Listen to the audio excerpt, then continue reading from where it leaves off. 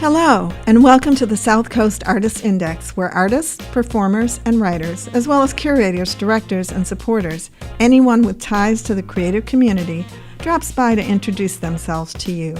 We'll talk about their beginnings, their vision, their passion, and so much more. The South Coast Artists Index podcast is brought to you in part by Heavenly Spirits, who invites you to celebrate the art of life and creative communities everywhere. Hi, this is Ron Fortier with another AHA Live Podcast evening from the sumptuous Play Arcade. It could get a little loud with skee ball and all kinds of other things going on back there. So right now we've got David Walega and Jill Law, and Max Wickmeyer showed up to talk to us and warm a seat until we have other people coming. We're expecting William Colin Kennedy, and we're also expecting Mike Pietragalla, who is our very first podcast ever. He's actually on episode number 2 because Jeff and I did episode number 1 to say we were going to do this thing, and that was a long time ago. We've done well over 200. And anyway, so I'm going to have you introduce yourself, although they've heard me. Okay. You chimed in. I will. So say something. Say something smart. My name is David Walega, and I am a multi-dimensional artist, mainly photographer and painter. And I feel very privileged to know the rest of the people here on the board, and right now I'm a part of this gallery called Kettle Black, which is right up the street from Play, and it's a community gallery where we have 6 collective people that are a part of it, and it's an exciting space. It's right here on Johnny Cake Hill, where there's a lot of interesting things going on, and we are excited to be here. And there'll be a wine bar up above, which is very handy, I think. They just got their liquor license today. Okay, Max. I thought Max was just pulling out legs. No, they just This is for got real, it. huh? But Yeah. with the train coming in and us being like down by the waterfront, I think this area is going to be really exciting during the summer. It's going to be really heavily trafficked, and there's going to be so many people coming in and going to the area businesses, which is what we need down here in downtown New Bedford. Yeah, it's about time. I was going to throw an expletive in the middle, but it is about time. Now, Jill was our 19th. I just checked that out. You're running a interior design business. Yes. You're a painter. Yes. You are now just coming to the end of your academic semester, and you're pursuing your MFA? BFA. Your BFA. Wow. And I met Jill years and years and years ago as a chef. Where? Which was So long ago. Very. Well, actually, now I'm going to say it's very, very unusual, but you and Gail Ferreira. She worked at Holiday Inn. You worked at Holiday Inn. Yes. You worked with Cape Verdean gentleman. He went on. Paul Gomes. Yeah, and you also went on. There was another gentleman. He went on to be the head chef, the executive chef for the Howard Johnson empire at the time. Oh, Again, there weren't that many of you back then. no. To have a woman chef was like, what? It's a big deal. It was a big deal. So what drives you? Life? Wanting to live? I can't stop. You don't watch TV much, huh? I don't. I watch TV from 3 to 5, maybe, in Right. the morning. In the morning. In the morning, wow. Yeah. Wow. So why the need to go back to school? Personal fulfillment. I really thought it was time Really? just to push the career along. It's Now- been wonderful. Now you originally were you were at RISD. That's how you got your interior design. Yes. And you received your degree in that? No, certification. Oh, certification. Okay. Which is... It was 4 years of continuing ed. So Right. it wasn't a lightweight situation. No, it wasn't. It wasn't. And then there was also certifications were much more common back then. Then they're coming back, it seems. Because people figured out I don't need a degree, meaning I don't need humanities and all kinds of other stuff. I just need my core curriculum and that's it, right? Oh, but I've loved the humanities. Yeah. I really have. They've all been really interesting. Right. What is the temper of the arts department, or CVPA? It was art department when I was there. There was no college. Right. CVPA with what's going on previous to this administration, and obviously, oh my God! Just when you thought Bed Bath & Beyond was horrible, and I have to be very careful. Well, I had no idea what to expect, so I had contacted Anthony Fisher, the head of the painting department, and he said, come on by. This was a year and a half ago, October, and check it out. And I did, and it's different than being at the Star Store for certain. It's a lot more concentrated. I think that's a polite way to say it. Yeah. What's the interior designer's term for that kind of a space? Good use of the space. Good. Well planned. Yeah. Functional, utilitarian. Yes, exactly. Yeah. But it's I think like any art school, the crafting part of art, the painting, the sculpting, ceramics, is losing ground to the graphic arts, computer generated.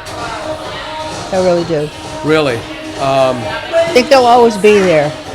But, But from the standpoint of a college or a university looking to increase the student body, that's where the ticket is. That's what the kids are looking for. And it's interesting to me that I hope that the handmade crafts are going to increase in value because digital and AI are taking over, and so hopefully what we do is going to go up in value because it's created by hand and with emotions, with a human behind it. I think there's a sector of society that really appreciates what we do as artists and can't stand what people do as AI. Or other computer-generated. But they're tools like anything Absolutely. else. Don't forget, at one time, painters didn't paint on easels. So when the easel came along and people were painting on easels, like, oh my gosh, it's going to ruin everything, you know. And with the Industrial Revolution, we ended up in the 1840s having the arts and crafts movement, which was a phenomenal, very intense movement. I mean, there was just so much that came out of it. It was primarily centered in England. But I don't know. We met a couple of young men who were students at Tabor. This is a few podcasts, a few ahas back. They were having an enrichment outing here. And they walked by and they saw us podcasting and they wanted to know what was going on. So we told them, and they said, some of our guests had come and gone, and they said, can we sit in? It was like, what the heck? Yeah, sure. Oh my God, these kids got me powered up so much by telling me, we grew up with screens and such, and we're in a ceramics class where, for the first time in my life, I can't believe how I feel creating something from my mind to my hands to something tangible. It is the biggest thrill I've ever had in my entire life, in my entire education, pretty much paraphrasing him. And they were so revved up. I think we really I don't need think that. anything can replace that tangible feeling of putting a brush to a canvas or, your hands to clay and forming it into something else and then having something tangible at the end. I mean, let's face it, like my computer just crashed like a month ago. I lost so much stuff, which was really frustrating, but my paintings remain and my negatives remain. And so there's something to be said for that, and Max knows, like, he's curated a few shows at Gallery X, and it's like just seeing artwork on the walls and having people interact with that is a powerful thing. Absolutely. In terms of a lot of the AI or the computer-generated stuff, it still takes a lot of work. And it takes a lot of fussing, if you will. So there's probably a certain amount of tangible activity involved, with the mouse and the different things. And so I give the young people credit for seeking their own art with the technology that they're finding today, and it's going to be new. It'll be new stuff. Yeah. And the technology has advanced to the point where there is now, well, there has been for a while, but at one point there was no push-pull. You had no real tactile connection to the screen with your pen, because you could add all the pressure you want, the line would stay the same. And my wife is, my God, she's really developed that hand control, that tactility, that deftness, which amazes me. But there's just something. It's not just age. It's not just how you were brought up or introduced into the arts. It is a different thing. David and I have these conversations every once in a while when we work on the weekends with Don Wilkinson, and it's like I would like. In fact, you were using it for that. I said I don't want to use AI as part of my art, but I wouldn't mind use it as part of my conceptual stage for a piece. Mm-hmm. For example, I want to see what would it look like if I've been tangling with something called The Whiteness of the Whale, which is chapter 42 from Moby Dick. And I've got all these ideas in my head, and I've done a lot of research and so on and so forth. I'm trying to visualize what that would look like. So I could say, okay, well, I'd like to see in the foreground this, and I'd like to see in the background that. So it's basically like a quick sketch. That's all it is. Because most of my stuff, even my figurative work, is alla prima. I don't sketch.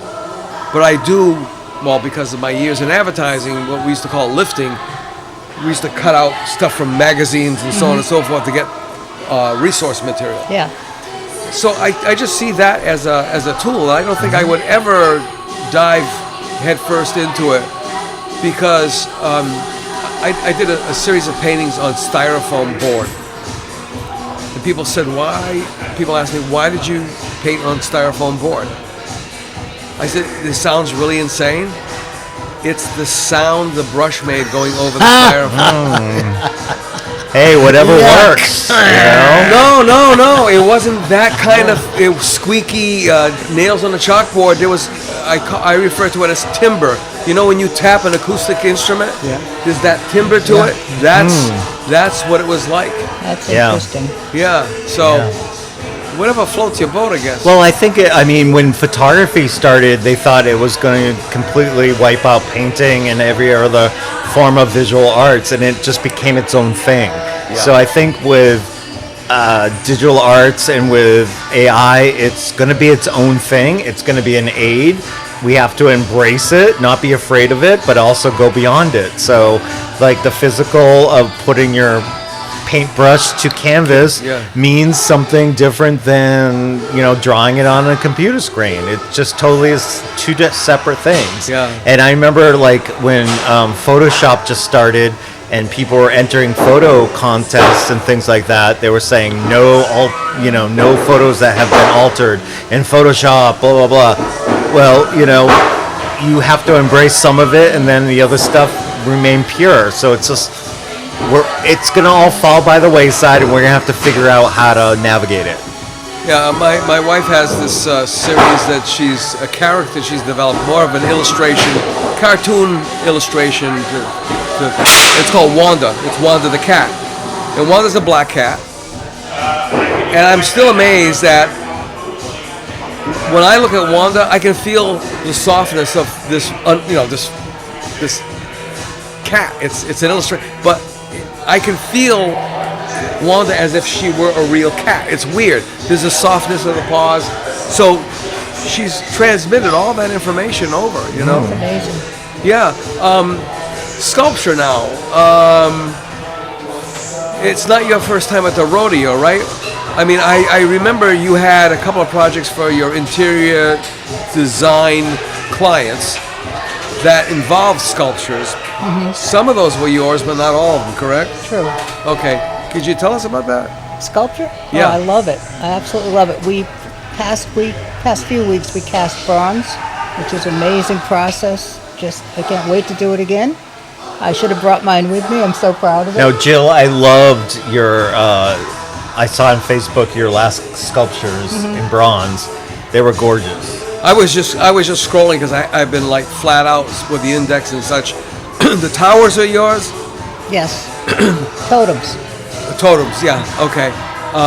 And I think it's also the process. Like you start with a draft. True enough. Well, maybe you can talk about You it. start with a maquette, so you Yeah. make your model, and then you expand upon that, which is work in itself. you know, Okay, it's I'm going to ask you conceptual. something that some people might think is very crude, rude, icky.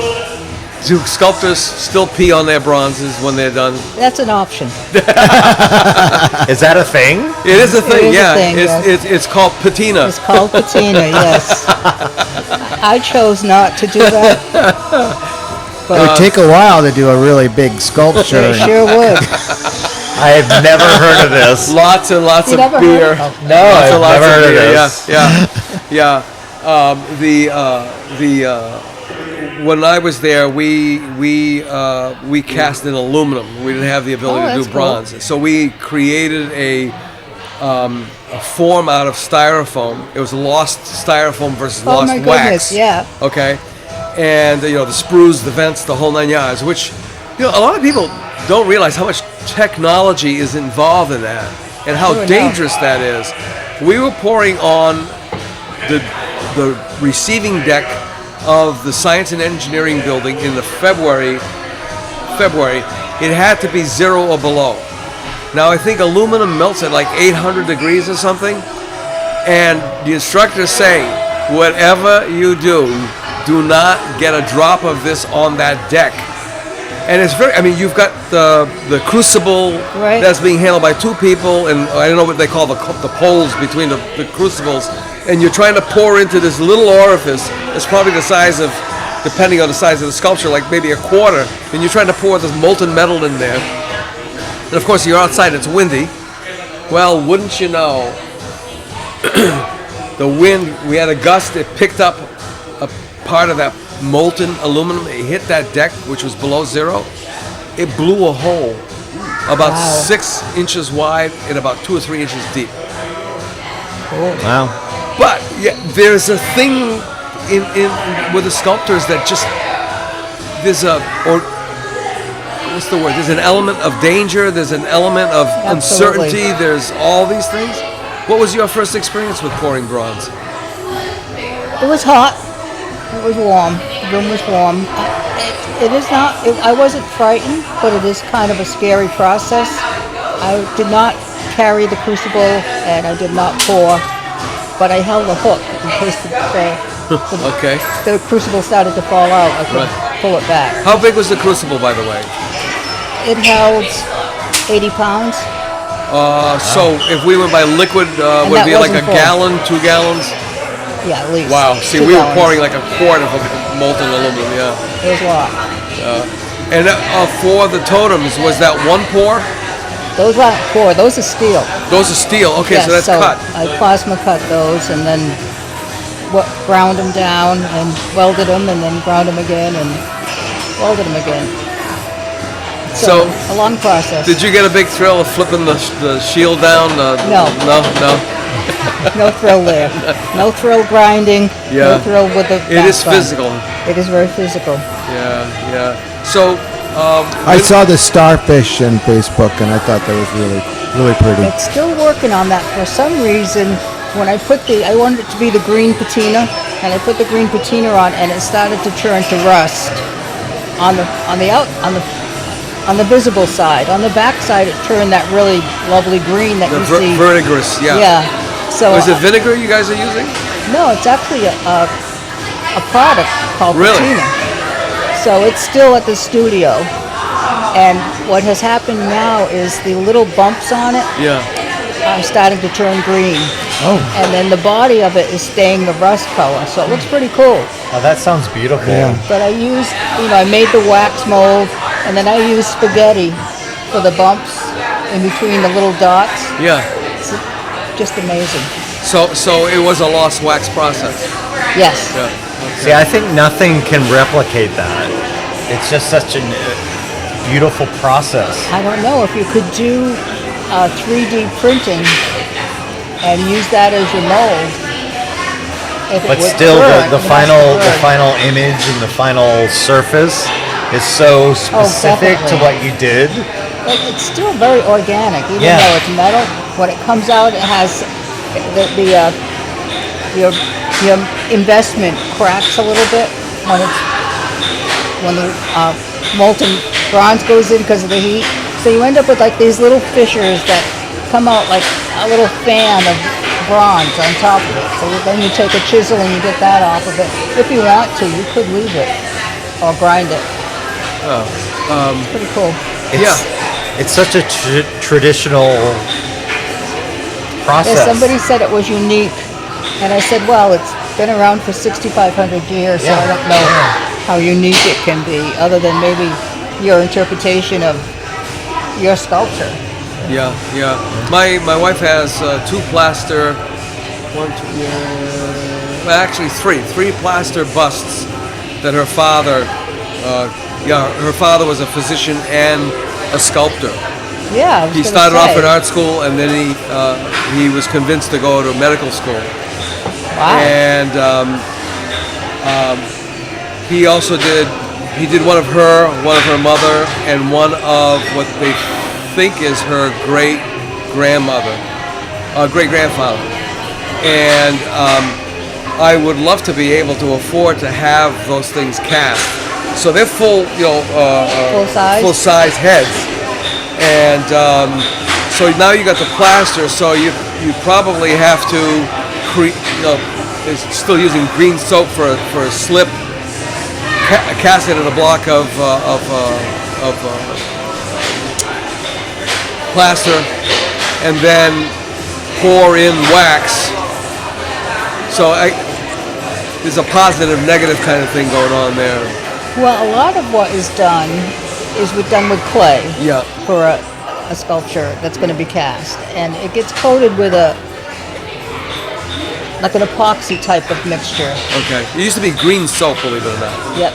And that makes the first release layer. Right. And then it gets a rubber that goes over that. Really? So you're making a rubber casting mold, Okay. and then that can get filled with whatever forever. Really? So, yeah, it doesn't go away. And then it has keys on it, so it goes in two pieces, whatever you're making. Right. And then it gets put together. Whatever's going to be in there is poured. And I know that David, what's his name? Graves? No. Eric. Oh, Lintala. Yeah, no. Not Eric Lintala. No. Eric from BCC. And Oh, from BC. Oh, Durant. Yes. Oh, that's right. He does a lot of sculptures like that. And he starts out with layered styrofoam. Yeah. Glues it together and makes because he makes full-size bodies. Right. Very realistic. Right. And then he did the fisherman statue. Right. Right. Yeah. And then he carves that, and then he places clay over that. Then he makes his mold over that, and then that can be shipped out to be cast. So what I was wondering about with the busts is how to make the heads hollow, because that's a lot of bronze, that's a lot of density. So I'm assuming that there's a technique for doing that as well. There is. So we did our vessels, and the investment goes in of sand, plaster, and water. Yeah, sand, plaster, and water. So it's very heavy. But what you would do is you would make your wax mold. So you'd want to make the wax mold. Right. Then that would be hollow. Okay. It would be a 3/8 of an inch, half inch thick, Right. an inch thick. That would be hollow. So then when you put it into your mixture, it gets filled with that investment material. Okay. All So right. that's why you have the vents that come out and all Right, that. right. So then when it gets cast with metal, it's not filling that space where it's hollow because that's already filled with the investment. So then after it goes in the, when it gets poured, and it's 3 days later when it's cooled off and you crack it open, then you clean out the center of it. Right. Okay. All right. Dumb question. Where's the sprue go on the bust? Anywhere you want. Yeah. It could be on the nose. It could be. Well, hopefully not on the nose because you got to grind off. You gotta all that. grind it off. Yeah.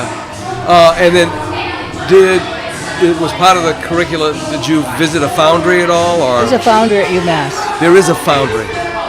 Wow. We poured on site. Yeah, it's really cool. Yeah. All right. So, you went from BCC to UMass, Yes. and how much time you have left?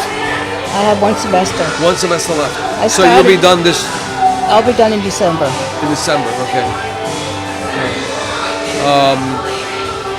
And what are you gonna do next? MFA? All right. Excellent. It's addictive. Yeah. Just keep Oh, going. Yeah. There's a sense of community there that is so That's- hard to describe. That's what it is. And I tell people, especially with graduate, well, I thought undergraduate was fantastic. And then I went to graduate school. And every time I would see a MASH episode, I tried to explain to people, that's what it felt like being in an MFA program. This weird camaraderie. I mean, it was a group of people all working for the same goals. You learned from each other. It was, I really do miss it. I really do miss it. It's a great experience. I wouldn't trade it. Yeah. There's still time, Ron. There is. Well, Yeah. I don't Come know on. if the tuition is free. I mean, it's free for Mass residents for I guess a majority of the campus, but I don't know if specific. Let's all go back to colleges. school. Let's all Yeah, go there back you to go. school. Screw all this stuff. Let's just go back to exactly. school. Yeah. I want to hear Max's view on all this. On all of what? There's so Well, much. he's art adjacent. Okay. Yeah, let's call it your art adjacent. Well, he just curated a show at Gallery X, And he I did a want hell of a job hanging that show. Yeah, I want to know what your experience was, because I know what mine was, but Well, it was amazing. I mean, just to have the opportunity and to see all the art, the different pieces, and it was, I didn't select it. It was brought in by the artist, but I had a chance to, curate and assemble it and Well, you created a narrative. People don't understand that you create a narrative hanging the show. Exactly. And it was well laid out. He had a great flow to and that's a difficult gallery to create flow in because you go along one wall, then you got to go up the stairs, jump across the stage, go down the other stairs, right? And then you've got the marquee, in the middle, the floater. So that opportunity just to, allow me to play was just amazing. And then the contact with the artists and contact with the visitors from Gallery X, especially the people who haven't been there before. And the amount of interest is quite amazing. I mean, people are really interested in what's happening, at least in Gallery X, from my experience, and to be able to share that. So just to work with the artists and to indirectly, right, to put the stuff up there and talk to some of the artists, learn about what they're doing, and then for the visitors, for me it was just a really wonderful experience. And what I did was I'd take photos and try to evaluate what is speaking to me, and some of the reactions, not a lot. I mean, it's funny that there's not a lot of feedback that comes, as you probably know. But the average gallery goer doesn't. I don't want to sound negative or demeaning, but the process of hanging a show is, how hard could that be, kind of? And I'm not saying everybody. Well, whereas the artists really recognize, especially the ones who are like, I want to make sure my stuff got a good spot, kind of thing, right? Well, I totally agree with you. I mean, artists are particularly interested in the layout and why, But it really makes a difference, like when you have a piece next to a piece next to a piece, and how they relate to each other. Yeah. It could be the make or break of a good gallery show. Right. Well, and you did a great. Oh, thank you. You did a great job of hanging things, and if people don't know what Gallery X is, it's like, no matter what level you're at as an artist, you can put your artwork up at Gallery X. So it's like you can have these really accomplished artists, and you can have artists that are just beginning. And so it's a challenge as a curator to make it make sense on the walls. Make everyone look good. I am amazed, though, by the amount of clearly the effort and meticulous concern and focus that everyone puts into those pieces before they go on the wall. I mean, they're holding it proudly and with effort and concern and care, and that's sort of what I enjoy, the experience of feeling. Was that the first show you have ever hung? Yeah, I mean, holy moly, yeah. No. I did hang a few paintings in my own personal. Well, no, but you'd be surprised. You walk into certain homes, people of means, and so on and so. Well, you're an interior design. You've walked into a home and you're going, oh my God. Exactly. Just the towel to go over it. Yeah. And it's not just the selection of the artwork; it's the placement of it, right? Placement. It is sort of crazy. But I have always referred to Gallery X as the teething ring of the creative community.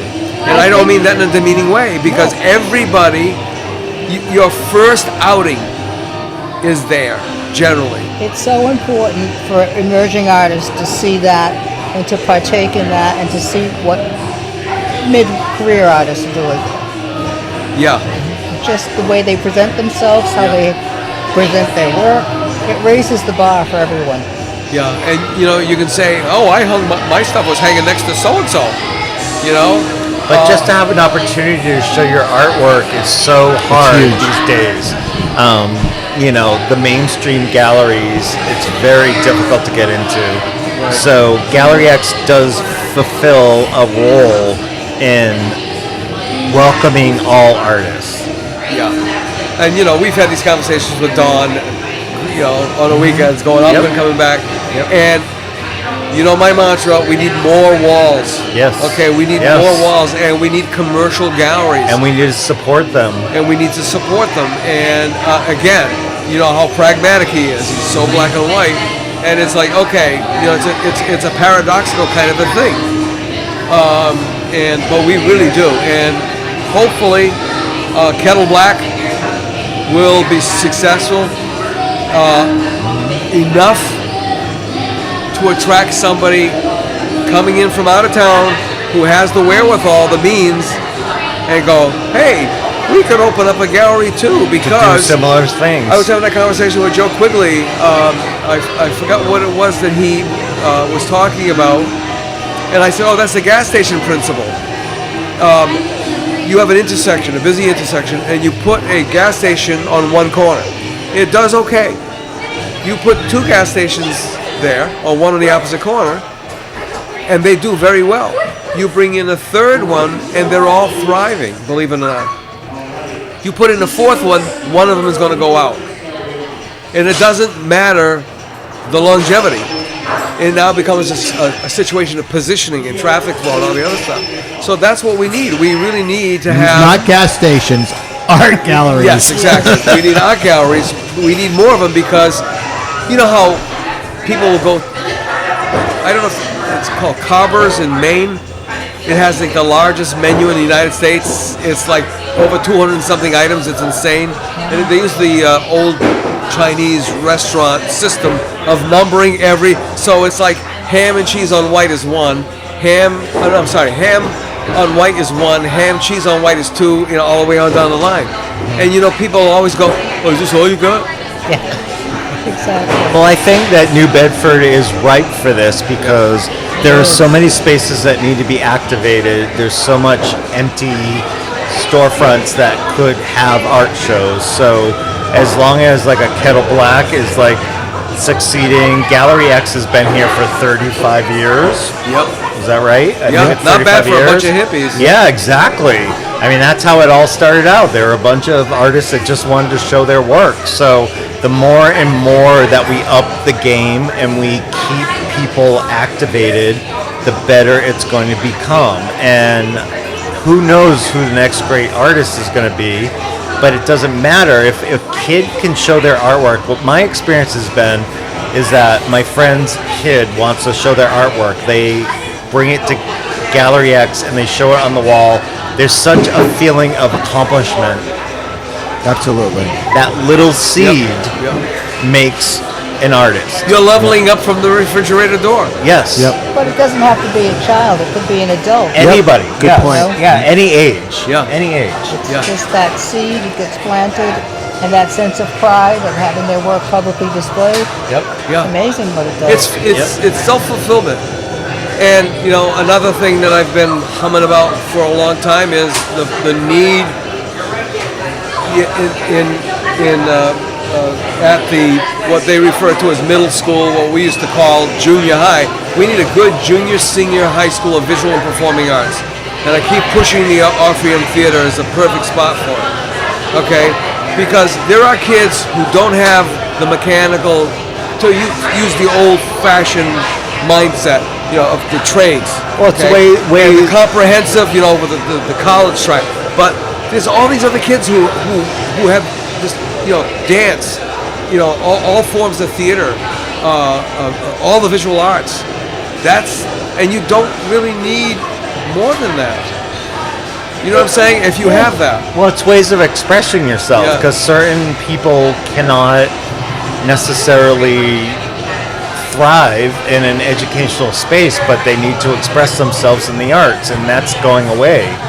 In every high school, junior high school, it's like the arts are going away, and certain kids only thrive in an artistic situation. So we got to give them a chance to express themselves. I would love to do that. I would love to somehow be associated with that legacy that was created. Because I mean, I'm looking back, you know, in my own past. If that were available, I mean, as it is, we've produced incredible artists from here. We had a great, you know, individuals for instruction. Well, the Swain School. I've heard so many people tell me, even though they never went into the arts for whatever reason, whether they was like poo-pooed that, oh, you know, that you got to make a living, honey, you know, that thing. They all talk about the Saturday morning art classes at Swain. These people still hold that as a highly emotional memory, and that's got to tell you something. It's interesting. I took my first photography class at Swain School. Did you? In 1974. Wow. In Dartmouth. Who was your instructor? David Allen. David Allen? That's his name. He's passed away since then. Yeah. It's Westwater. Wow. Quite something. Did it help steer you, to use that word, in the right direction to where you are now, or? I think it's part of it. I think it's, you know, we're putting grains of sand in the glass. It's Yeah. definitely in there. Yeah. Wow. Max, your background,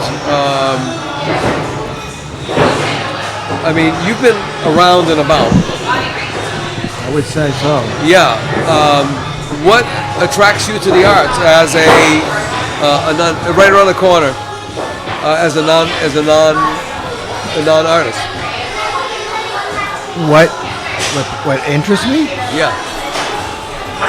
Well, I actually just finished a podcast, and I talked about the importance of art.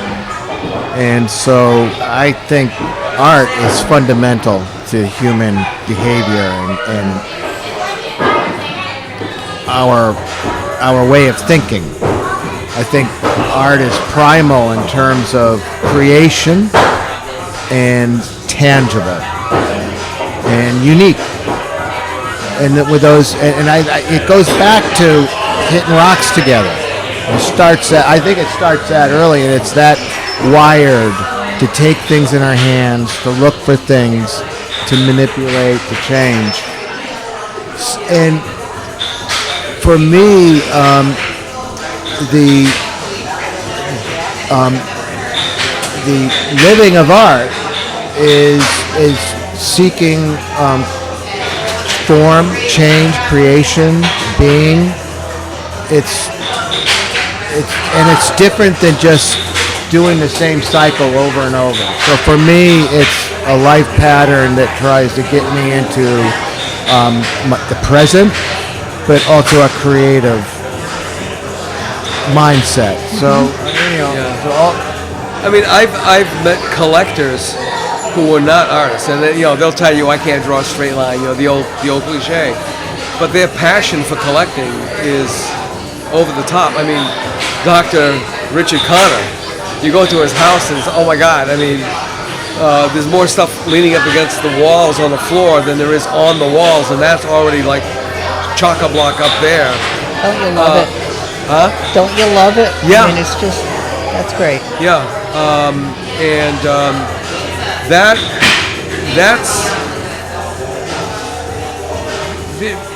it's primal. It really is primal. I mean, I used to tell my students, I'd give them all chunks of clay, and I said, watch what you can do without knowing what you're doing, and they put the chunk of clay in their palm of their hand, and I said, okay, now I want you to pop that clay up and down, and just, listen to what I'm talking about, or something else, and just pop that clay up and down, watch what happens. They're like, it turned into a ball. Yeah. I didn't make it turn into a ball. No, your hand did that all by itself. Because it's formed, it has this ability to create. It's almost, what's the word, ingrained or intrinsic, or, it makes a big difference. So, but yeah, let's invite John. Can I have John introduce himself? John. Yeah.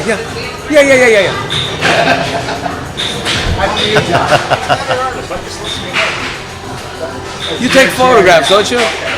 Now you're part of it, John. Yeah.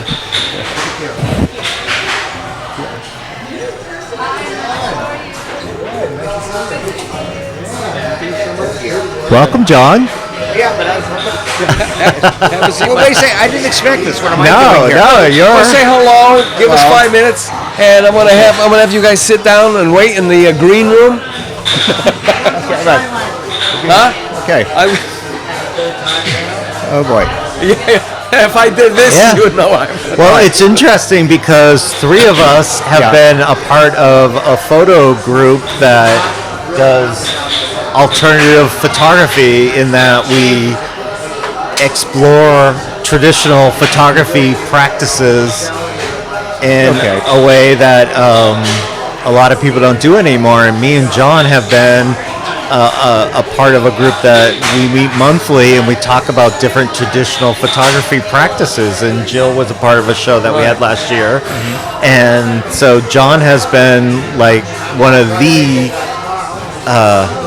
leaders in keeping traditional photography alive. Would you say that, John? I think that's a bit of a strong way to express it. I'm going to give you a lot of props. I'm sure you are. Yeah. What have we done with that? Well, how this little group in Westport came about was because of you, David. You invited me into that show with the cyanotype and the salt print, back about a year ago, and it started just growing from there.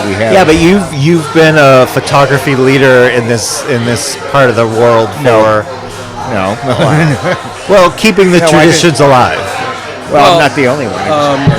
When I told Bernadette Kelly from the Bernadette Kelly Realty Group, who had started that after hours program in her office, about you, in case she was looking for another person, to feature. Right. She said, "Oh, what does he do?" I said, "Oh, he's a pinhole photographer." And I was like, "What's that?" I said, "Well, it's like using a camera that you made, which is basically a box with a hole in one end, a little pinhole. That's where and you stick the film in there." Right. And to me, that's always intrigued the hell out of me. Pinhole photography has this incredible ethereal. I don't know. Well, it's like thousands of years old, and what we do each month is we meet as a group and we discuss a different process.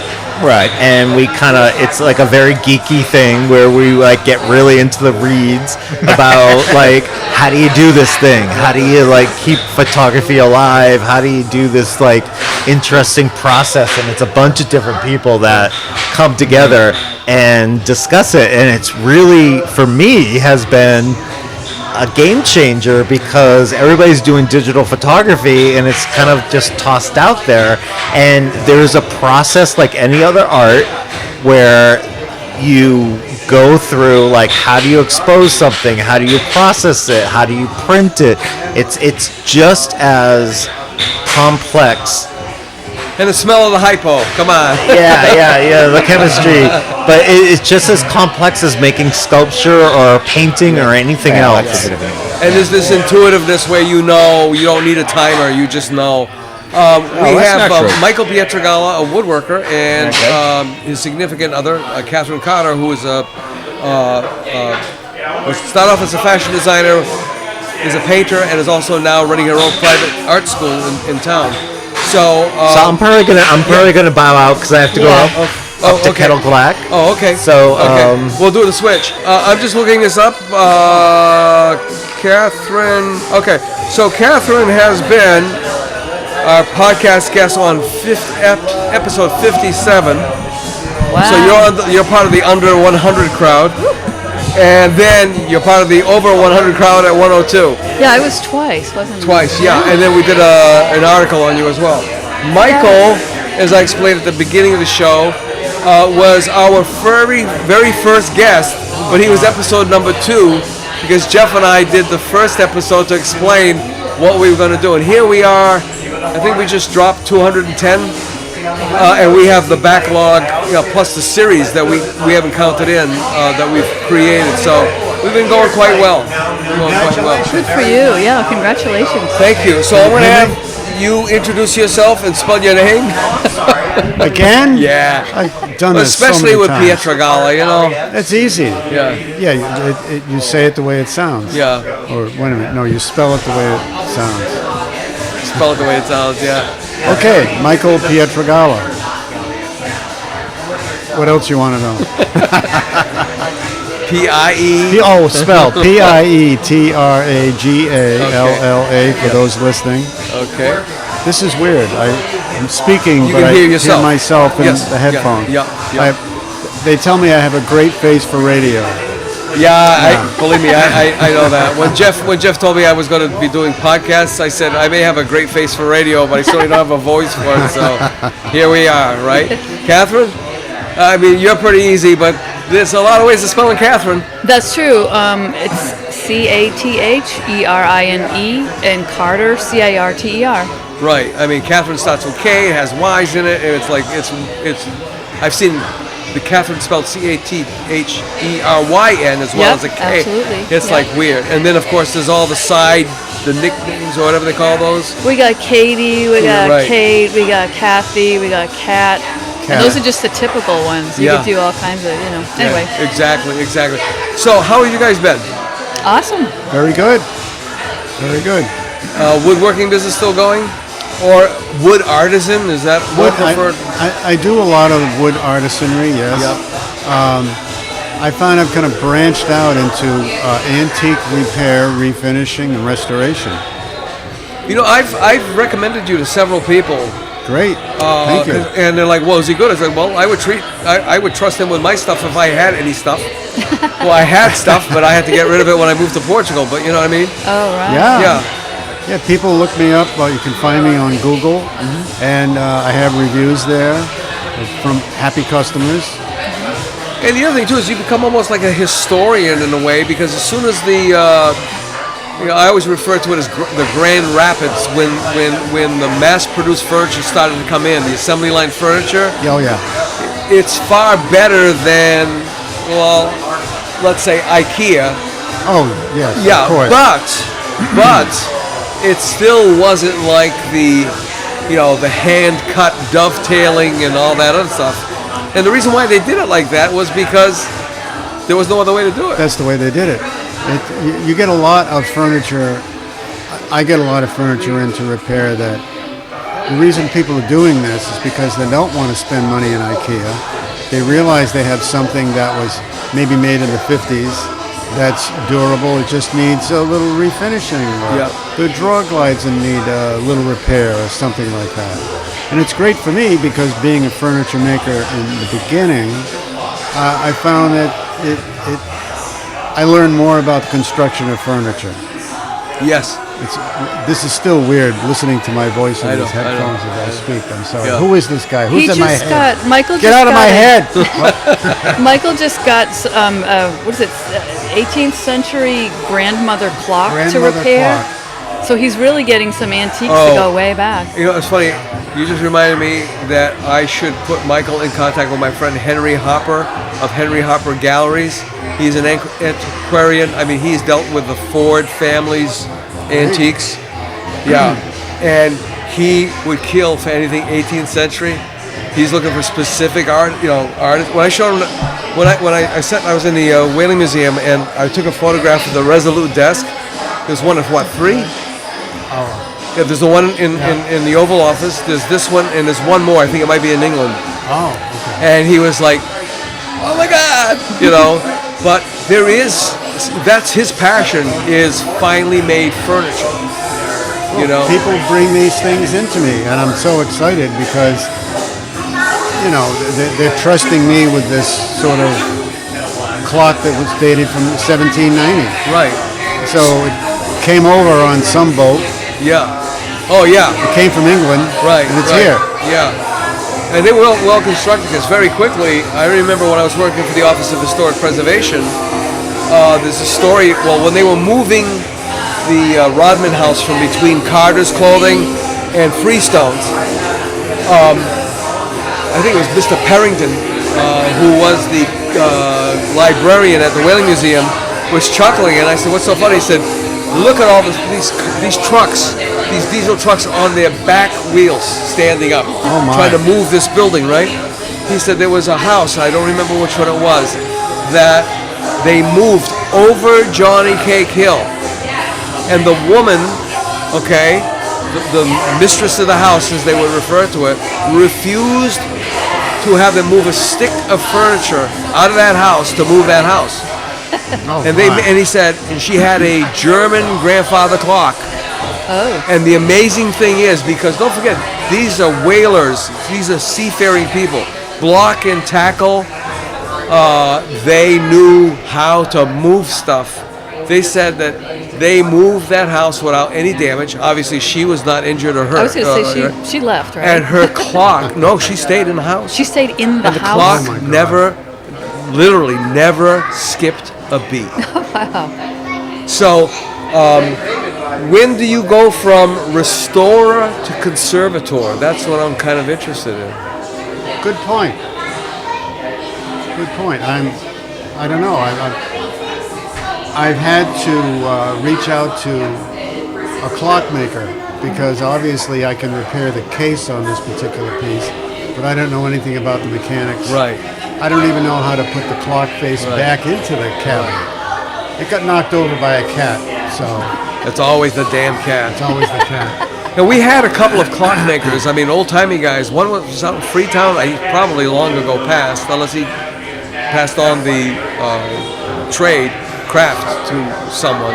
And then there was another one, I think, in Marion, Mattapoisett. One in Mattapoisett that I Right. contacted. Yeah. Yes. I think they opened up a place called the Pen and the Pendulum. Pen and Pendulum. Okay, exactly. so my brain is still functioning, which is a good thing. Which is a very good thing. Catherine, Yeah. how's the school going? Awesome. Very well. I don't know if you've ever heard me say on the podcast that I've been yammering about it for every chance I have, that we really need a junior senior high school of visual and performing arts in the city, and I think the Orpheum Theater would be the perfect spot. Wow. Because the Orpheum will never be restored theoretically because it would be in direct competition with the Zeiterium. And we don't have the base to support both institutions. But as a school of visual and performing arts, with a working theater, and the way the Orpheum was built was very different. They had almost like a retail element to it. Oh, I didn't realize that. Yeah. So based on what I just said, parents, has there been a change in attitude? You know, it would be like, there are a lot of parents who are always pushing their kid, oh, whatever Johnny wants, blah, blah, blah, blah. They need enrichment, blah, blah, blah, blah. And then it was like, oh, that's, you know, you'll never make a living at it, you know, all the Debbie Downer stuff. Has there been a shift? And has there been, that's a two-part question, from the parent side. From the student side, are there more kids who want to learn doing art? The parents tend to be, I don't know, you know, I know. little Johnny loves Right. to draw. Right. I don't know where he got it from because it wasn't for me. I can't draw a so straight they're line. very they're kind of hands off. They Right. entrust their children to me, and the kids are a blast because they just go, oh, I think I'll make a picture of a dolphin jumping out of the water. And Yeah. so they, you know, I have project examples if they really are running dry. So they flip through my notebooks and they go, that looks like something I'd like to work on. But then they all take it in their own direction and they select the colors they want or the materials they want, and they kind of run with it, which I find so refreshing because I taught college and adults for so long, and they're very, you know, the college students, even if they love art, they're like, okay, what do I have to do to get an A? You know, they're very practically focused, which I understand, Right. but that's not quite the way art works. Right. And then adults are like, what brand should I use? Or what, you know, they're so uptight, it takes them like an hour of discussion before they even take out the pencil. And I'm like, let's just go with it, you know, you have to make something. It's like writing, you have to kind of spew stuff and then you go back and edit. Well, art's the same way, you just got to start sketching and then you can erase. Right. But children are just very refreshing in that sort of, let's just go with it. They don't. It's full speed ahead, damn the torpedoes. Absolutely. They don't even know the torpedoes exist, you know. Wow. Yeah. They don't know their limitations. They don't really have any. Yeah, If yeah. you don't think you have any, you Exactly. don't really have any. So Total freedom. absolutely. Which isn't to say I don't want to just let them kind of run ragged. Right. I mean, I'm being paid to teach them something. Right. So I give some feedback, but most of it's just admiring, wow, you started out with this concept and look at how you expanded it. You know, one student, for example, a couple weeks ago, he started with a pen and ink sketch of a door. That was I found something like that online, so I printed it out. So he did the nice door, and then he started a story of, well, how old is this? And he started to put cracks in the stone. It was like a stone facade that the door was part of. Well, maybe this could be part of a castle. So we taped a page on top, and he put the second story with the turrets and everything. That was his idea. So I was helping him to realize it, but he just kept going and going. So. I had developed in fact, I was speaking with Jody Stevens a couple of weeks back. Oh, yeah. And I told her that I developed this drawing teaching technique I hate to use the word technique, but a way of doing it based on, if you take Mary Edwards drawing the right side of the brain, Oh, yeah. and Nicolaides' natural way to draw, Yep. put those two together. And I remember being in the theater with my granddaughter watching Ratatouille, and Chef Gusteau says, anyone can cook. And all of a sudden the light went on. I was like, anyone can draw. Of course. They really can. Absolutely. So this thing about talent, that was one of the things, it was like the 70s, the better drawing. And when I got to the T for talent, I was like, I really don't believe in that. I think everybody has this innate sense. And if you think the talent is, okay, well, it's photographically correct, you can see the pores in the skin, that's wonderful. But to me, that gets to be mechanical. Like when Bruce Lee, Be Like Water. If you're too mechanical, you lose your soul.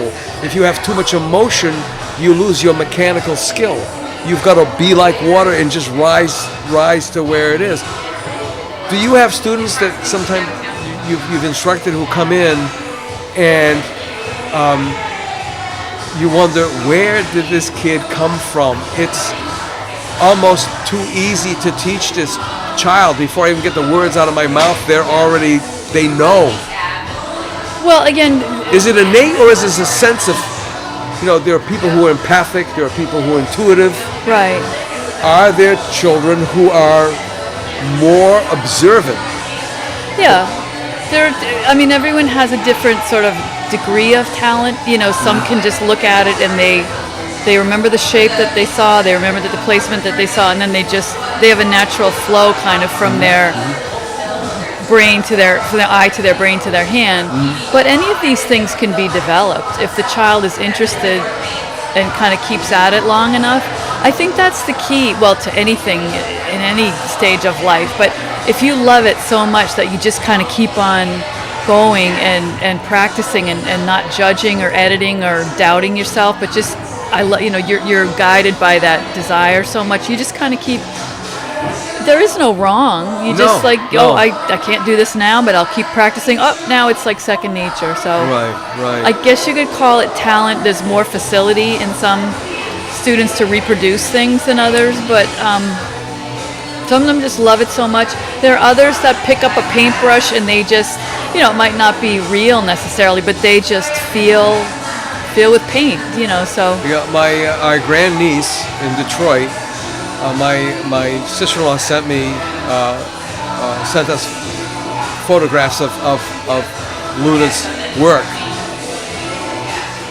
and she's 9, and so Karen says, so what do you think, brother-in-law? And I'm like, look, it's not because she's family, but Luna has this incredible observational skill. I would have said that these were sketches done by an adult who was going to read, because what she did is she drew everything that was in her grandmother's house. Oh, nice. Just to entertain herself. Yep. So the bookshelf with the staircase going upstairs and the television and everything, and it's like, it was so incredibly precise. Scale, it wasn't finished rendered. And Luna never went, I don't know if I can do this. No. Or Luna never went, no, I better make sure this is perfect. Luna just went, okay, there's a chair. And she started there's a doing lamp. portraits. She did a self-portrait, and she did one of Grammy, and it was like, whoa. Cool. Kids need more of this. Oh, absolutely. Kids totally need more agree. of this. Yep.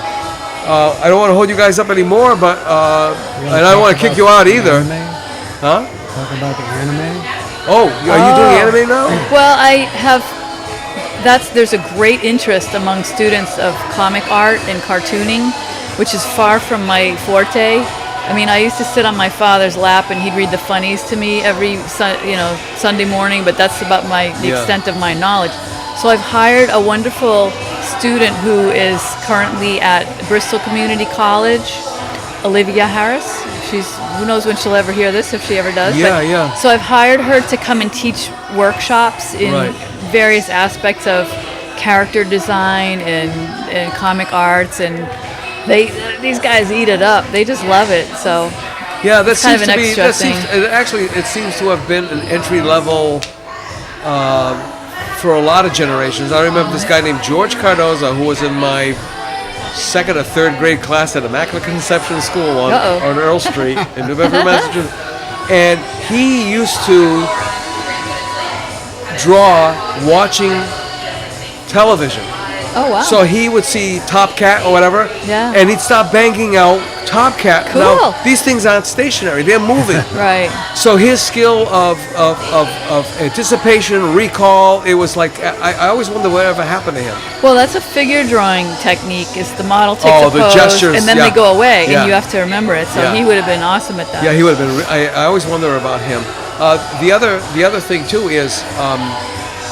And I forgot who it was I was speaking with, but I said I would love to find one of the old speedball instructional manuals. I've looked all over because using a broad nib, Right. if you look at those ink artists, Yeah. I mean, the line is so incredibly dimensional, it has got so much snap to it. Yeah. I had a dog named Peaches, and I always used to say she is like a living cartoon dog. She's got these incredible lines to her. Well, furniture makers. Yeah. When you look at, a set of Queen Anne legs, you know what I mean? It's like, and you know right away, this guy nailed it versus this guy's a hack. You know what I mean? Or turnings. Turnings is the one thing that always amazes me with furniture makers. They're looking at the turning going, oh my God, they have no sense of proportion. Or rhythm, or scale, Right. What are those little spindly legs doing on that thing?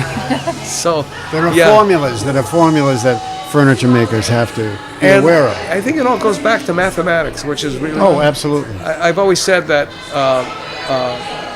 math is a coin. If you can imagine it as a coin, Yeah. and on one side of the coin is music. That's mathematics heard, and on the other side is visuals. That's mathematics seen.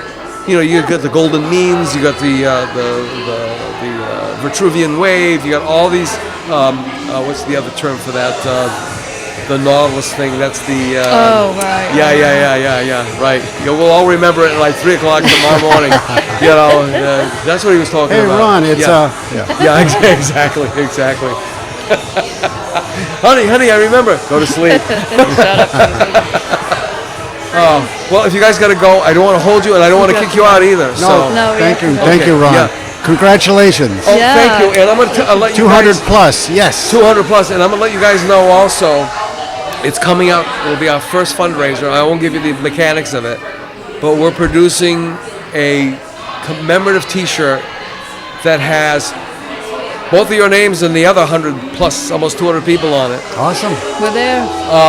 And we're going to be distributing them. And there's a benefit to owning one of those shirts, which we'll explain at the proper time. But we're pretty excited about it because it looks pretty cool to see all those names on the T-shirt.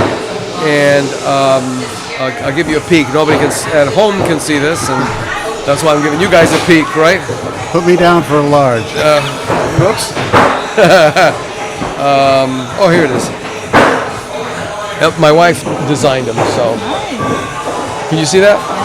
Yeah, she's going to change this block where it says celebrating the 200th episode or whatever it is. Yep. But that's going to be orange because it'll really, really pop. But it's really amazing to see all those. It's like, do you remember word clouds in computing? Word clouds way back at the beginning of the internet was this thing where they would take keywords or metatabs or whatever it was called, and this word cloud program would say, okay, Pietragalla has been mentioned in this writing or whatever 17 times. So now they would scale that 17 in size. So then they would say, okay, this other person, like John Abernathy's been mentioned 50 times, so now his name is bigger. And they would put it together as almost a graphic. What it was, a graphic. And you would see the different size names, and that's what the word cloud was all about. So just putting everybody the same size together in that block was like, oh my God, we did this. Yeah, you did. Yeah. We did this. It was incredible. Stay in touch. I've referred a couple of people to you. I don't know if they've ever showed up. I've referred a couple of people to you as well. Thank you. Thank So you. you're welcome. Open studio this weekend. Yes. Saturday only. Saturday only. Come by if you got nothing to do. Yeah. My wife is immobilized. She broke her foot in 3 places in February, and I would. We're handicap accessible. Yeah, I know. But what I'm getting at is, I think my wife probably would not leave your studio without buying something because It's okay too. It is fine. It is incredible. It is incredible work. Thank you. Thank you. I bet you when I contacted you, you thought I needed to use your Sienna, right? Your truck, your van. Oh yeah. That's fine. That's fine. All right. Thanks so much, you guys. Thank you, Ron, Thank for this you, Ron. opportunity. You're Keep welcome. it up. Yeah. Mike Pietragalla and Catherine Carter are leaving the room. Thanks so much. Thank you. Thank you, folks. Bye bye. I don't know where William Kennedy's gone to. I hope he hasn't gotten lost. Want me to hunt him down? Yeah. We can take a break because Ryan will cut it out. So, how is it out there, by the way? Yeah. Yeah, I mean, crowd-wise, it is. Yeah. It's funny. If they have something going at Kettle Black, we get more spillover. But if they have something going to Gallery X, we get nothing. It's like they suck it all up the street, right? Well, this is fine. I mean, yeah.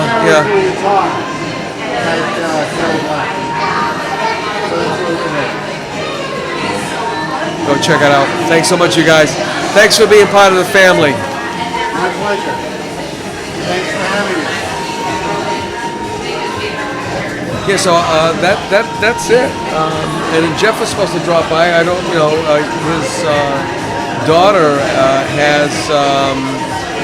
was inducted into the Honor Society. Oh, that's and they were going to wonderful. go out to dinner. Oh, And he said he would try to stop by. I was like, no, it's a family night. But, Good.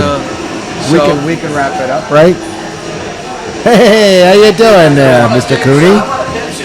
Well, then put the mic on. Have a seat. Have a seat. Come on, No, we're just come on, seriously. We're waiting for William Kennedy, You're just picking anybody who walks in. Hey, Kat, come on in. Come on in. course. Watch. Huh? Yeah, Catherine and Mike Pietragalla left because they had another engagement. So as I told them, stay 15 minutes, stay as long, stay until you get squeezed out. Have a seat. Yeah. Come on, put the headphone. Yeah, come on, it's right there. Yeah. Ed. Yeah, You guys have all done this before. we're gonna do our podcast thing. There you go. Hi. Hey, Max. How you doing, Kate? I'm doing great. We just finished the first AHA tour. Excellent. It was Really? a lot of fun, yes. Awesome. That's right, the bingo card, the Yes. old scavenger hunt concept. Yeah. Yes, they designed it really well. Yeah. They have a grid of all the different things that were going on, and then this was the first go-around. So they're still looking for input on how to make it more efficient. And we took people up to the Harbor Hotel, all the way up towards Gallery X, and then along Purchase and Yeah. Pleasant Street. And we started it at 6 o'clock this time. We're going to try to start earlier, like 5:30 next month, because we want to get people down by the water as well. I really think that it does need to start earlier, and even if it goes to 8 o'clock, especially now it's summertime, because you don't have the darkness, coming in. So tell. I expected it to start earlier, but Hey, Mike, Microphone. You need the microphone there. Dan, Mike. Max, you got a voice for radio. I just I've heard that before.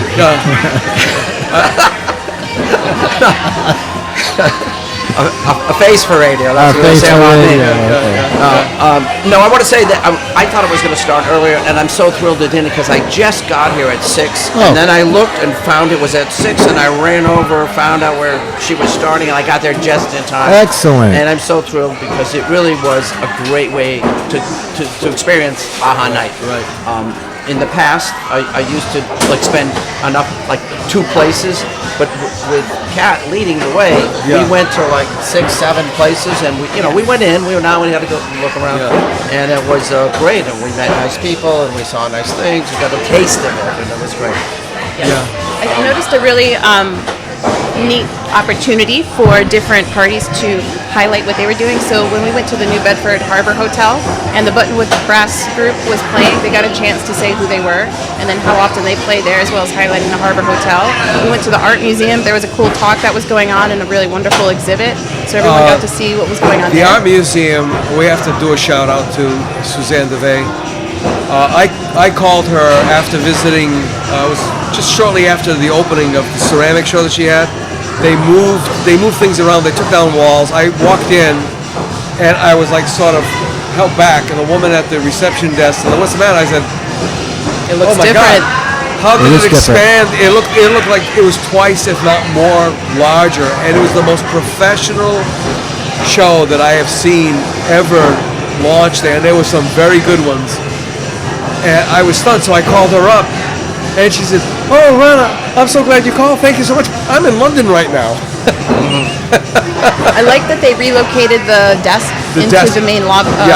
Yes, in the main lobby. area. Yes, exactly. And so it makes it a lot easier to like welcome the guest and bring them into the space. Exactly, And more gallery space. Yeah, and you don't get that clutch that of people waiting to get tickets and so on and so forth. And yeah. The exhibit is fantastic. I thought the ceramics. Yeah. And the print exhibit is beautiful as well. We also got to take a small tour to the library, and we got to check out the art gallery on the 3rd floor, which I hadn't been to in a long time.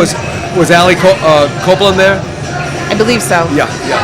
I hadn't been to the 3rd floor since 1981, and I think I was with Max Wickemeyer at that point. We were researching the history of the Swain School of Design, which had turned 100 years And that old was called year. the Treasure Room, I think, at one time. It's definitely the I don't know, the historic room. Or, Right. There was a name for it. Yeah. But it was so weird to see it after like 40 years. Or something. And when you come in up the through the rotunda up the stairs or the elevator, which by the way, that elevator is the only fully operational and probably the only one period Neo-Egyptian elevator in the United States. Did you know that? Neo-Egyptian. Neo-Egyptian.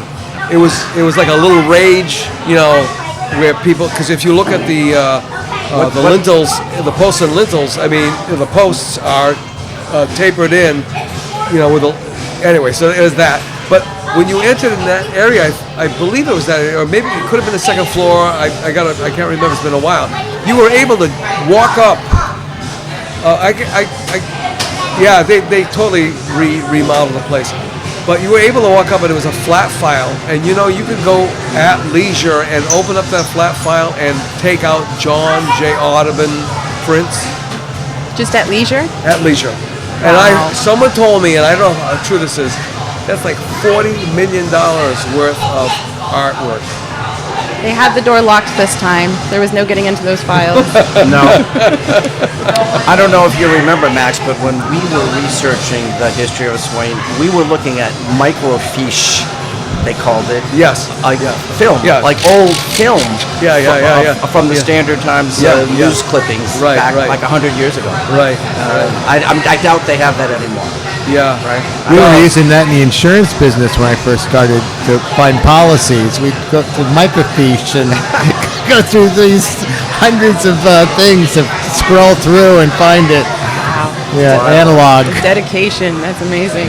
Tell us about where Candleworks was. Your artwork is, you might as well plug for it. I mean, is that a La France property or is that a Silverstein property? Are you talking about Candela? Candela, yeah. Oh, okay, yes, let's do a plug. So the studio took on a contract with I forget the name of the company, but it's the same company that owns Cisco. Okay, so that's the Silversteins. And Black Whale. Right. And there was a new restaurant that was coming Served in. Well. It's Served Well. Served Well, yes, Served Well, hospitality. yes, right. And so they used to be Candleworks, I believe. Right, it was with Maurice Jospert. Ooh. Well, I've got to do another shout out to Susan from the Art Museum, because Susan reached out to me in November about doing a possible job with an opening restaurant of some sort. And I said, cool, maybe. Let's see what it looks like.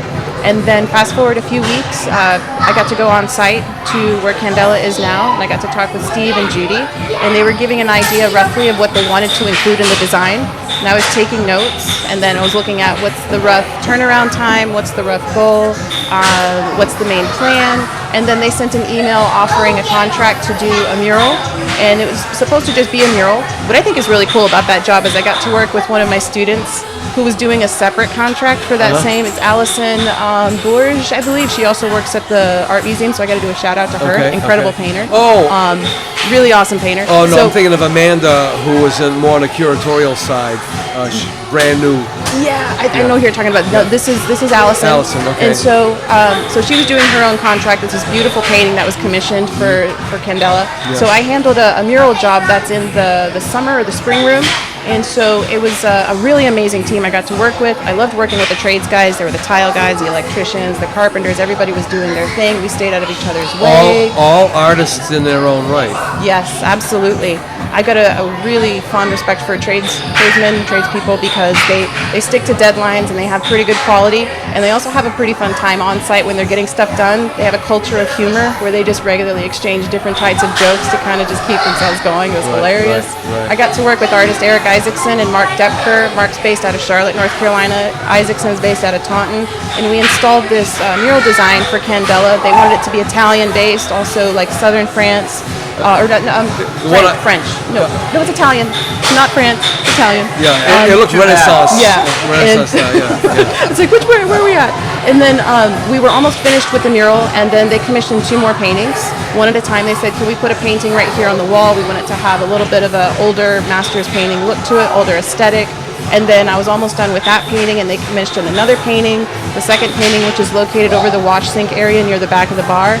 That particular design, it was last minute and it was candid, so it was actually inspired by portraiture of the trades guys. So there was really fun candid shots of the guys installing stuff, and then I used that and then paired it with a couple of designs, ran that design through AI and said, what do you think of making variations of these so it doesn't look exactly like them, but similar enough, and then did some Photoshop like compilations and came up with a rough design, sent it for approval, and then whipped that out in about a week and a half. And then they said, can you also do some faux finish work on the air duct units that are on the ceiling so that it blends in? So then we did some basic like brush work and made it look like it was the wood grain, and we were able to get it finished before the opening day. So it was a lot of fun. The walls have the same vibe as Co-Creative. I mean, it's rough-hewn stone. Yes. So it's got that earthy kind of a feeling, but it's. I still wonder. Someday we're gonna video Dina hanging a show.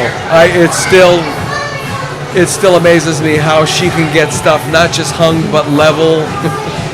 You need a special drill bit to go into the stone. Yeah. And then depending on how heavy the artwork is. Yeah. They also just installed a new countertop. I think it's Ally Construction that did a new countertop, and they also installed a spray room downstairs of Co-Creative, so they're adding more assets to that space. Yeah, it looks really cool. Wow. Mark Phelan's got a show up there till the end of the month, I think. Oh, I've got to get in there. I've been saying that forever and a day, but I just, running the index, we've got this T-shirt that's coming out, our commemorative T-shirt for our 200th episode. It's a fundraiser. We've got a salon series that we just nailed the location. And I just have to reconfirm the presenters. So it's going to be, I'll put in a plug for that. Basically, we're going to have a presenter. Well, I'll let one out of the bag. Bob LeComte from Riverside Art is going to talk about fine art reproductions, where a lot of people, who've had litho and woodblock and traditional printing thing, this whole thing of digital printing, it's not printing, it's not printmaking, it's fine art reproduction. And the rules of suites and additions and so on and so forth are kind of sort of the same, but there's also this, because of the ease of production, if Dan was to buy a piece of work, which is a reproduction of one of my paintings, then I didn't know if it was going to sell, so I decided, well, I'm going to do an edition of 10. So he bought 2 out of 10. And all of a sudden this thing takes off, and I'm like, I'll make another 10. Can't do that because he bought it thinking he had 1 of 10. Yeah. Exactly. And you can't even say, well, this is the second run, the second print, because there was not. Right. And you can't exactly destroy the plate like lithography. Oh no, you can't strike a plate. Yeah, which is a very sad thing to do. I did agree. it. Yeah, or just burn it down. Bill Elliott used to say, "You ain't done until you hit the paint side," which most of the zinc plates were painted on one side, a screen printed on the other side. Anyway, so we're going to be doing a salon It's a 25-minute presentation, 10-minute Q&A, and then we have a buffet, and a bar will be available, and I think it's a good mix and mingle. Where is this? When? I'm going to let the cat out of the bag. No, I can't. I can't because, no, we've got it all committed, but, anything can happen. You know what happens when you... Yes. So it's just going to be up the street. Let's put it that way. Well, once Say you have all the approximately once you have the information, Yes. let the siren know. Okay, And for so I'll sure. do a plug for the siren really quick. Sure. So it's a budding platform. It's mostly active on Instagram, and Yeah. it highlights visual art activity, visual artists, music activity, and we our have community-related to go activity. we have to go for coffee and talk about that. We have a bunch of things going on. It's not about keeping control. Max finally chewed his way under the door. I told him, he's a valuable asset, but Talk about painting a picture. we believe only in paying. Jeff and I don't get paid. People have heard this little mantra of mine, like rant of mine. All of our podcasters get paid, and so on and so forth, because everybody's time is valuable.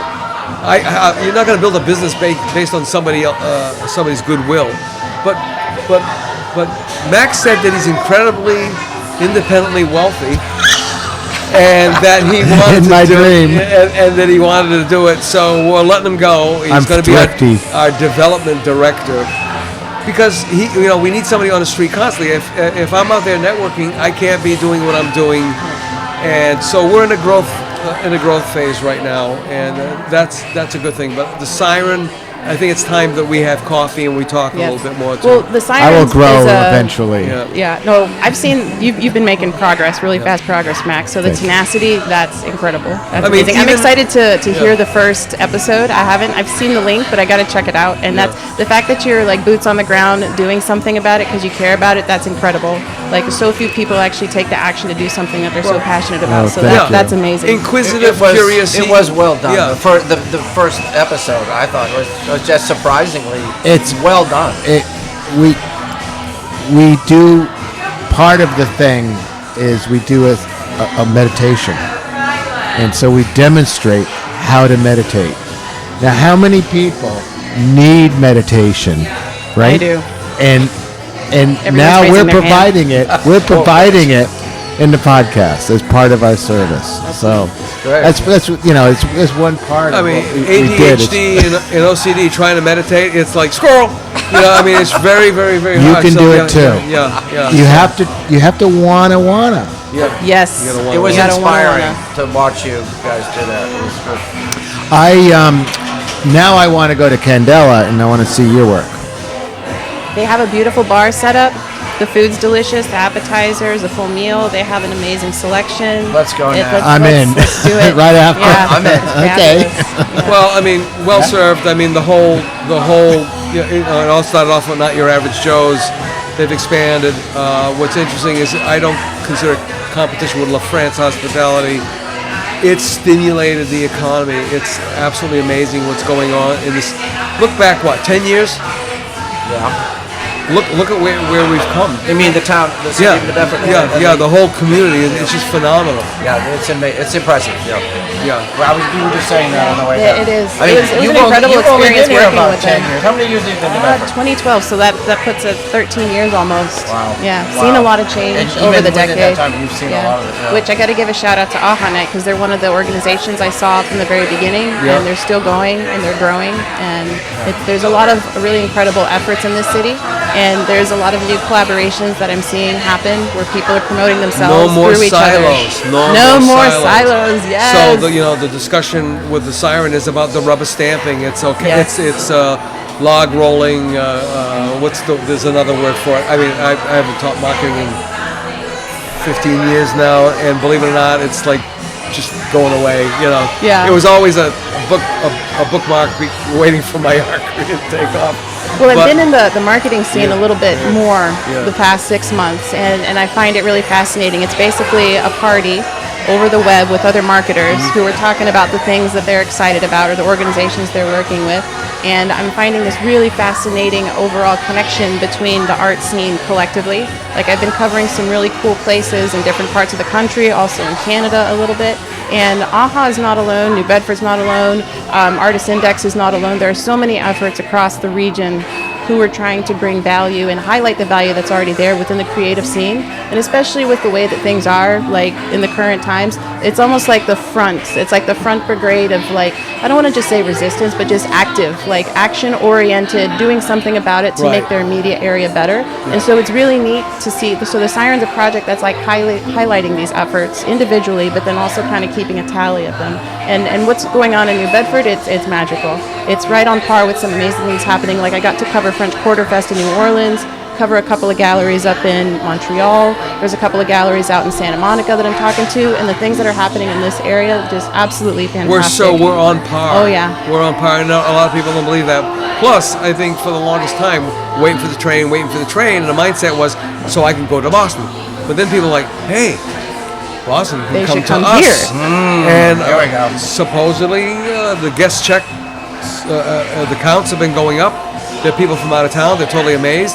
So we were just talking about earlier on this podcast that the possibility if somebody would walk in here and say, this place needs more walls, like I've been saying for forever. They have the wherewithal. They've got the deep pockets. They see a commercial possibility, and we could afford 2 or 3 of them. Now, not only would they be exhibiting and representing, hopefully, local artists, but we would be bringing in more artists as well. If you listen to David Reese, I'm putting a plug in for his jazz series that's sponsored by Fiber Optics and Neil Weiss. The jazz scene developed here, and New Bedford jazz musicians are the ones that turned jazz to what it is today, because they had jazz musicians like Duke Ellington coming into town. They had jazz musicians born here who are going out into the world and affecting them with what they had here. So there's this reciprocation. There's this incredible ebb and flow of it's pollination, and it just reminds me that we've got to go back to the original logo for the Artist Index, when we would call the Artist Profiles, was a dandelion. In England, they call a dandelion spore, the poof, people call them poofs. They call them clocks. But the whole idea is that the slightest little breeze and they start to dissipate and they float out and they propagate everywhere. That's what I really believe that this community is all about. With the focus on jazz, you should bring on Mike Rocha. He's very involved in the jazz scene as a performer. He's aggressively been engaging in the jazz community for years. He runs the South Coast Brass Band as well as the Buttonwood Brass Band. He's a part of a lot of other music groups. And he's a cardiologist. But yeah, he would be really great to have on the show to just give some highlight on that particular subject. I'm going to suggest that to David, because David, we had breakfast a couple of weeks back, and he's like, Ron, I've run out of people who are still alive. Because we were doing it more from a historical, standpoint, from the people that filtered through his home, as a child. But again, and unfortunately, a lot of these people, some of them had untimely deaths, not for any dark reasons. That people just die earlier, But he knew some of the best that came out of this area, and we've got a lot to be proud of. And that's what the Artist Index is all about. That's amazing. Somebody's playing jazz tonight at Gallery X at 8 o'clock. We just met them. Who was that? That was Milwan. The funky professor. Mualim. Muale. Yeah, we saw him walking and it's in. soul. It's more soul. I think it's a soul-based performance, soul music. Jazz. Yes. He's all over the place. I don't mean that. No, he is. He's very prolific. All over the place, meaning his interests and his engagement and his scope. Yes. He did an event in conjunction with the Fashion Revolution New Bedford this past weekend. So the Fashion Revolution, that occurred at both the Steeple Playhouse and at Gallery X. And then there was an after-party get-together at the Vault that Mualim was heading and organizing. There was a lot of things going on that night. There was also Body that was happening at Co-Creative. But Mualim, he hosts a lot of events at, I think it's called the Underground Railroad Cafe that's located in New Bedford. Right, it's in Bedford Landing. Yes. Again, I wanted to speak with him because it's just, again, we have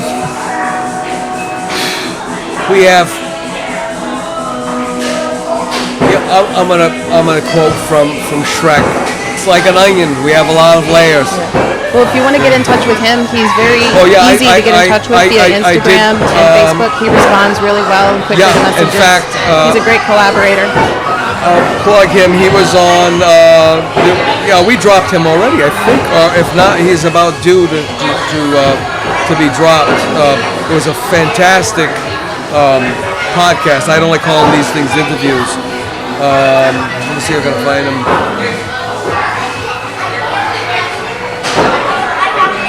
So Max, what's coming up next? Boy, a lot of options right now. So it's pretty much a blank slate. So where do I get the next content from? And to beat what I've already done, right? I mean, I gotta. It's a great start.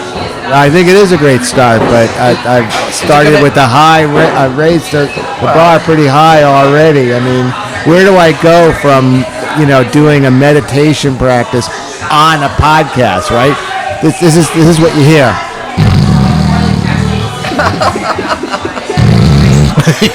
Right? Something like that. But I want to do different stuff. I want to do different stuff. Keep the mood and the cadence that you started with, but just bring in different subjects and different art forms. Because, you really talked about your appreciation for all of the art forms, and I love that. And, just pick one and have somebody on and talk to them and find out what they're about, From a selfish standpoint, I wanted Max to be our man on the street and basically just wander about town and pick up little bits of information for the week and say, okay, and it's not like a community calendar or whatever, it's like this one-to-one kind of a thing where I know he could deliver it in such a way where it's like, wow, I want to check that out. Or, if you haven't been to Mark Phelan's show, you got to see this. Check out this one piece right here. That kind of idea it helps. We need this man about town. We need the man on the street. We need it's a throwback. It's a throwback. I love Tom Green. And Tom Green started with street performance interviews. And who else? Letterman, too, did fantastic man on the street interviews. And I love that genre. That would be really fun to watch. Maybe make like a small segment of your podcast and then just have a sit-down interview like you did. Have a mix it up a little bit. We used to call them, in the business, stand-ups. They're stand-ups. So you just shove the mic in their face. Right. They say a couple of words. You're talking probably running 90 seconds, 120 seconds max, and then boom, you're on to something else. And you're giving everybody just that little sniff, that little taste. But you could break up a sit-down interview like you started with that. A couple of on the street, quick hello, conversations. The options are like infinite. With human context, human relations, human stories. It's infinite, and so that's what's exciting about it. So I was curious to give the audience a sniff. Daniel, you got a chance to go on to the first AHA tour, and you mentioned that it reminded you of things that made you reminisce of things from when you were here earlier. And you're also a Swain graduate, so can you give like a brief synopsis of like compare and contrast? Zipping down that alley next to the chapel.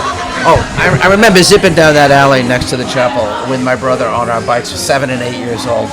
And almost like running into people because it was different then. Salt Marshes was there and whatnot.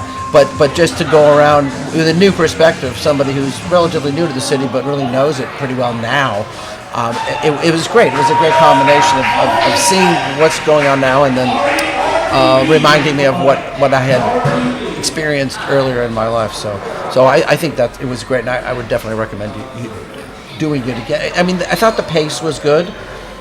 Because if you took too long in every spot, then You're going to lose know, people. Well, yeah. Yeah. Or if you go too Yeah, fast, yeah. you lose people. Yeah, So the you got to attention- find the right. Yeah, but you know. the old theater saying, always leave them wanting more. Okay, give them a tease and a taste. That's what I like. A tease and a about it, taste, yeah. or and kiss, then they a can kiss go and a back promise. after. Yeah, You know, there's all those old adages, you know, that you can use. But we have so much that for somebody contemplating this, they're like almost overwhelmed. Well, There's it a makes lot them to want to see. come back for more. There's a lot to see in like 3 hours on a Thursday night. You know, so. Right. But the best AHA nights, I think, are May, June, July, and August because of the weather and The weather. the length of the days. Right. So, Yeah. So yeah, extending the hours earlier, later, so 3 hours, 5 to 8, would probably make more sense. Would definitely make more sense. There's just so much. the sign, she had a sign, it helped a lot because even when the lights weren't really working, to the crosswalk lights so well, she held it up and it looked like a crossing guard. Oh yeah. And everybody stopped. So They made a nice curator docent sign for AHA night, so it made it easy to hold it up and kind of see where we were heading, where the herd was going. How many people were in it? We started with about 8 or 6 people, and then we were going up. It was more than that. I mean, it started with like 10, I thought. Is it like the Pied Piper? They just kept following, or ducklings, or whatever you want to call it. Yeah. It grew to a good size, and then when we got to the Harbor Hotel, a few people stayed there, and then we walked over on Pleasant Street. We hit the art museum as well as the library, and then a lot of people tapered off at the art museum, and then we got to see the gallery on the 3rd floor at the library, and then one of them stayed behind because there was a cool henna workshop that was going on downstairs, and then when we got up to Gallery X further on William Street, there was like maybe 3 or 4 people left. So Did you hear any of the walking tour available downtown? There's another brand new self-guided walking tour. It's an app. It's an app. And I think it's whale based, if I'm not Exactly. mistaken. Yeah, we and they're focusing on architecture, I think. We presented that 20 years ago. Well, it's just introduced. Yeah, just be patient. No. Exactly. John Methier and I forgot, it was the name, it was an Australian company. It's before QR codes. And it was virtual reality kind of a thing. It's hard to explain, but basically you put a little plaque up, and if it would be numbered and have a very brief synopsis, maybe 2 sentences, and whatever the QR code was of that day and age, you put your phone on there, and it would say, you go to Nathaniel Polly Johnson, or Polly and Nathaniel Johnson home on 6th Street and 7th. Is it 7th or 6th? Anyway, and you would stand in front of it. They didn't have to be open, and then you would hear a voiceover with graphics going by, like a PowerPoint presentation. Oh, that's wonderful. And if you wanted to take it to the next level, you would have reenactors as well. So it would whet your appetite. It was open 24/7. And, the technology's come to the point now where it can How actually would people know when to turn on the app in front of the right location? There would be a little placard. Okay. A little sign there. And it's still a doable thing. Well, QR codes are very, very simple. You don't even need an app. Right. You just hit that QR code, boom, it'll take you exactly where you want to go. In fact, our business cards now have QR codes on them. It really works well. I tried them out. I have a question about the tour and the AHA tour. These are new. Does that get advertised in the AHA in Boston? Because again, now that people can come down from Boston, that's a good it would be a point. perfect time to come down for a night, AHA night, see New Bedford, have fun, go out for dinner, and then go back to Boston. Right. There's something else in the works that I can't talk about. All of a sudden, I'm having a flashback to the occupant of 1600 Pennsylvania Avenue saying it's a great announcement, the biggest announcement. I don't know what's going to happen. I can't tell you what it's all about, but it's going to be completely positive. But anyway, but I digress. Anyway, It'll be the biggest one ever. It's a really cool idea, and let's just call it a movable feast. Yeah. And I think it will attract a lot of attention. Last time we spoke, you and I think and I still think this is a great idea. And he's pointing the cat. We're going to represent, in the truest sense of rap, okay, and preaching, we're going to represent the South Coast creative community wearing all the same T-shirts and going on the train up to Boston and going about our own business and go to the MFA, go to the ICA, go to the Garden or whatever we can fit in the agenda for the day. Have dinner somewhere, obviously, and just be walking billboards. And I think just by the number, imagine if they were yellow shirts and there's like 20 or 30 people in yellow shirts that say, the South Coast Creative Community, blah, blah, blah, blah. And there's some QR codes on them. They're walking billboards. You know how you were saying no more silos? Yeah. If those T-shirt designs included multiple organization symbols and logos, that would be quite a parade of people. Exactly. Representing. Under one banner, one umbrella, whatever. Yes. It's a really simple It would turn concept. into a party. And that's basically what it is. You're not really, you are just going about your business. You're with a bunch of friends, other artists and creatives. You're going to go see incredible art in Boston. But all the while you're wearing something that says, hey, we're from, and this is what we represent. Exactly. And I think the idea came to me was like, I remember going to Disney World the first time with my daughter when she was 9, and you would see especially the foreign tours. Like I remember the Brazilians, they would all have the same T-shirt on, and they would be the tour leader with a little flag that matched the T-shirts. And I thought it was kind of corny, but when you're trying to keep all those people organized and together, and like, oh, where did they go? Because they're like cats, trying to keep the cats walking in line. I think it would be a great idea. I think it's brilliant. What's the deadline? Tomorrow. Okay. No, seriously, I think if we could get it going for like fall, that's enough time to do it. Just before the weather sets in, and it's also a good time of year. It's more refreshing. It's not like going to be, pounding the pavement in Boston in August when it's 90-something degrees, I think New Bedford Creative is a really great organization to highlight in that. They do the photo shoot every year.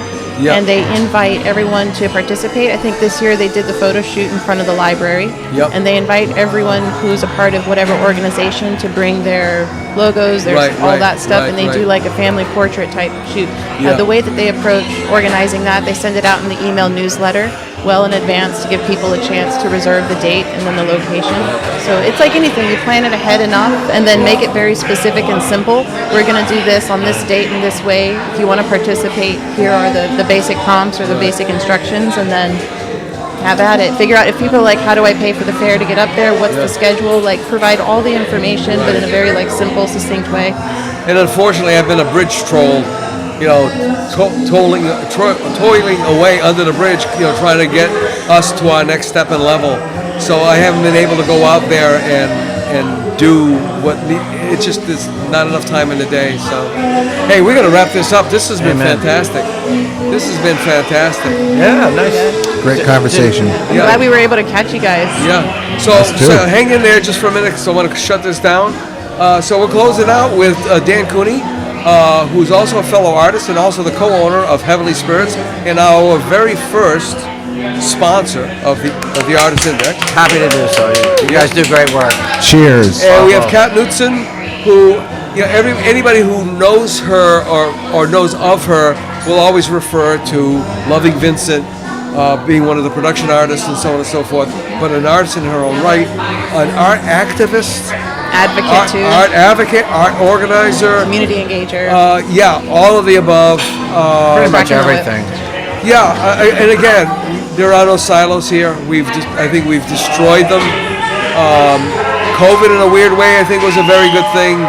Yeah. We really remember that first time everybody was outside. It was just the most bizarre thing you've ever seen. Yeah. It was like people who had been incarcerated who were paroled. We had to learn how to engage again. Absolutely, we still are. Even language started all over again. It's like, hello. We're still learning. And Max Wickemeyer, who is a friend, started off as a friend, introduced by Dan Cooney, and has become our volunteer development director because he's able to fly above us and look down and see where we are, and it's a lot easier. He does a lot of that. It's a lot easier, and also too, he's new, coming back to this area, so everything is new. You know what I mean? So that fresh eyes. Yeah, fresh eyes, exactly. So with that in mind, folks, like I close out all my podcasts, take care of yourself, be kind to others, and we'll see you next time. We'll see you next month. Bye-bye. Thank you, Ron. We'll see you next week for another episode of the South Coast Artist Index podcast. To learn more about the South Coast Artist Index, visit theartistindex.com.